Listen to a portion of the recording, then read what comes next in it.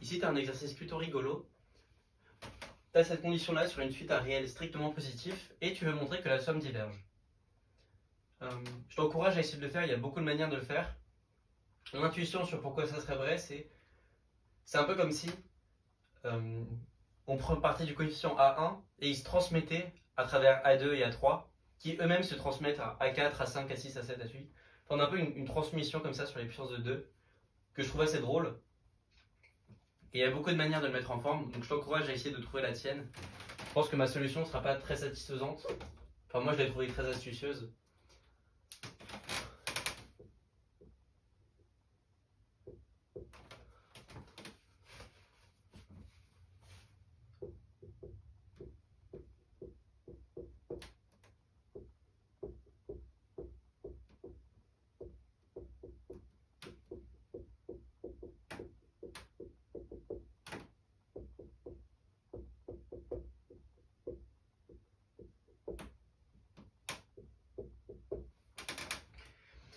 L'idée, c'est que si la série converge, on peut sommer cette inégalité.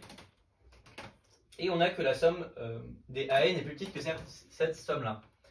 Là, on ne peut pas tout de suite conclure et dire que cette somme-là correspond à la somme de base, parce que c'est des familles sommables, mais comme on a une famille de réels positifs dont la somme converge, cette famille-là est sommable, et donc on peut dire que par sommation par paquet, c'est la somme pour n plus grand que 2 de AN.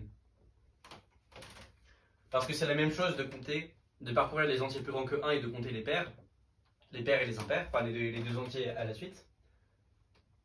Là, en gros, c'est comme si on comptait les paquets consécutifs, pair impair. Donc, c'est la même chose que de compter sur tous les entiers. Voilà, sauf que là, la surprise, c'est que la somme part à partir de 2. En fait, dans cette inégalité, le coefficient, pourquoi ça marche, c'est parce que le coefficient A1 n'apparaît plus jamais à droite, il apparaît que à gauche. Donc ici, sur cette somme de droite, la somme part de 2. Et ça, c'est la somme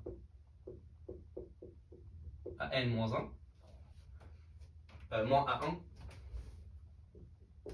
Et quand on fait passer, quand on supprime la somme des AN, on a que A1 est plus petit que 0, ce qui est absurde. Donc la somme des AN diverge. Voilà.